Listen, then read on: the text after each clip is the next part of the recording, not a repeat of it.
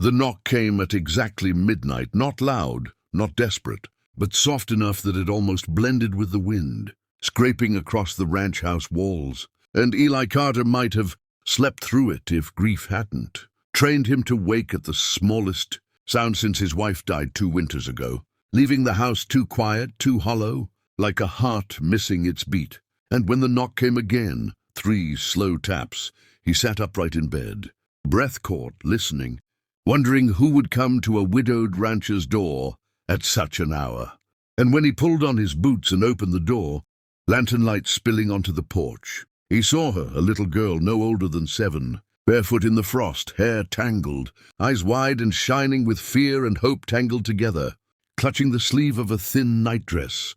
And before he could speak, she whispered, voice shaking but steady with purpose, "Mr.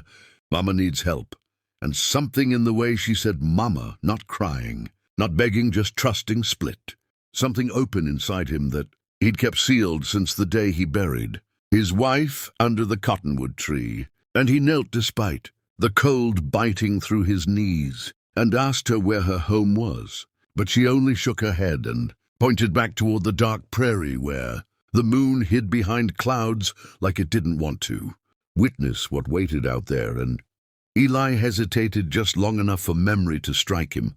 His wife, Sarah, bleeding in childbirth. The road too far, the lanterns too few, help coming too late. And he swallowed hard, stood and said, "Wait here." But the girl's fingers tightened in his coat as she whispered, "Please don't make me go alone."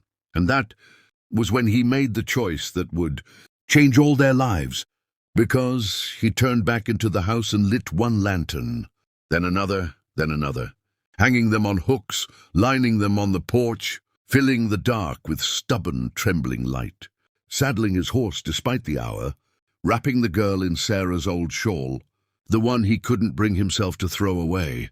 And as they rode into the night, the wind howled like warning, but Eli pressed on, guided only by the child's pointing finger, and the quiet certainty growing in his chest that this knock at midnight was no accident, that sometimes God doesn't shout, he whispers through children.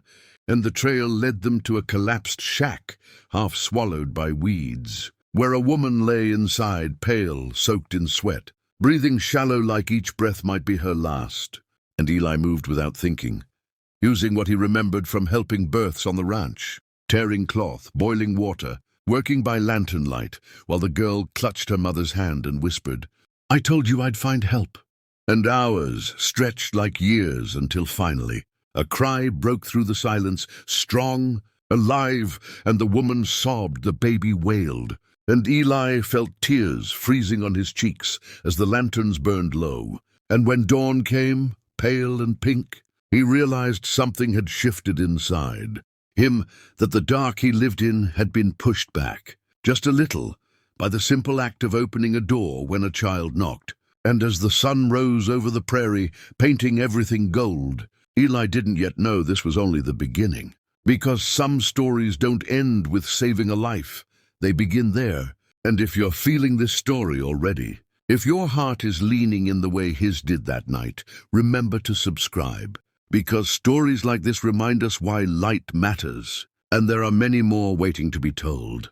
The woman's name was Mary Holloway, and when Eli returned them to his ranch because the shack was no place for healing, he told himself it was temporary, just until she regained strength, just until the baby, whom the little girl proudly named Thomas, could survive the cold nights. But days turned into weeks, and weeks into something gentler than loneliness, because the ranch house filled with sounds Eli had forgotten.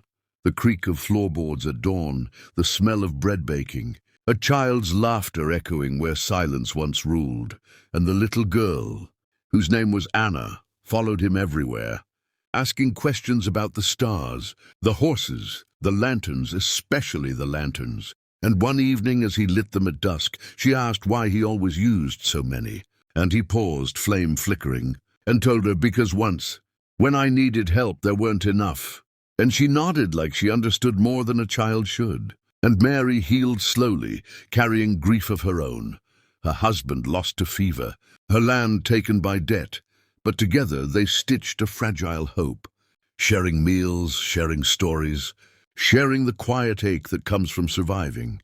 And trouble came too, as it always does, in the form of men who claimed Mary's land, who said she had no right to anything, who saw a widowed rancher and a helpless woman and thought they could take what little light they had built. But Eli stood firm, lanterns blazing along the fence line like a promise. The community he'd once shut out now, gathering because word had spread about the night he rode into the dark for a stranger. And people showed up, not because they owed him, but because kindness is a seed that grows even in hard ground. And when the threat passed and the dust settled, Eli found himself sitting on the porch one evening with Mary beside him, Anna between them, Thomas asleep in her arms, and the prairie stretched wide and peaceful.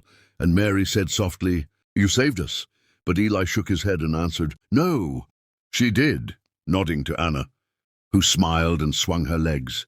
And in that moment, he understood something deeper than loss, deeper than survival, that family isn't always born. Sometimes it knocks, barefoot and afraid. At midnight, and as the lanterns glowed against the darkening sky, Eli felt Sarah's memory not as pain, but as warmth, like she'd guided that little girl's steps straight to his door. And if this story stirred something in you, if you believe that one choice, one open, Doctor, one small act of courage can change everything, then stay with this channel, subscribe, and keep the lanterns lit, because there are more stories like this, stories of hope, humanity, and light in the darkness waiting just ahead.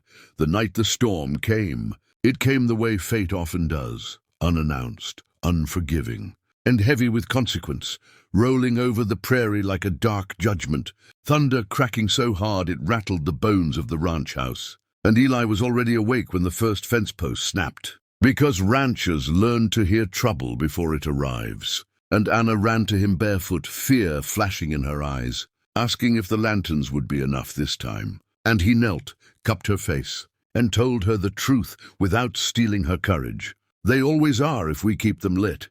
And together they moved through the chaos, lighting every lantern they owned, hanging them in windows, on posts in the barn, their warm glow defying the screaming wind, while Mary wrapped Thomas tight and prayed in a whisper, not for safety, but for strength, because strength was something she had learned mattered more.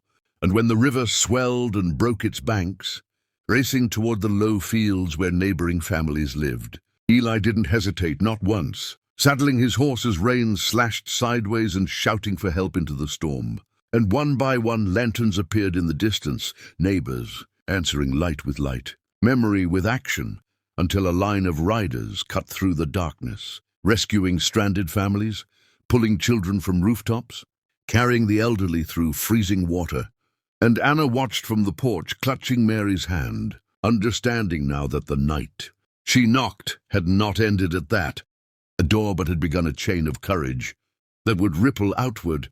And by morning the land was scarred, fences ruined, crops lost, yet not a single life was missing. And as the sun rose over a broken but breathing prairie, the people gathered at Eli's ranch, soaked, exhausted, alive. And someone said quietly, "If that light hadn't been there."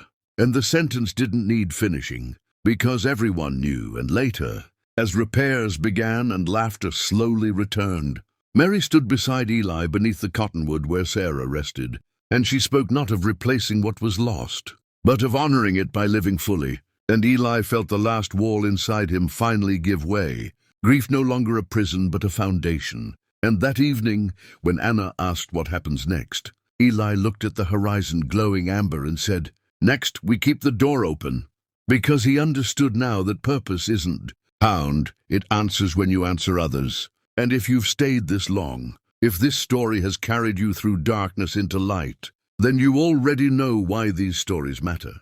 So subscribe, stay with us, and keep your own lantern ready, because somewhere, someday, a knock may come, and what you do then could change everything.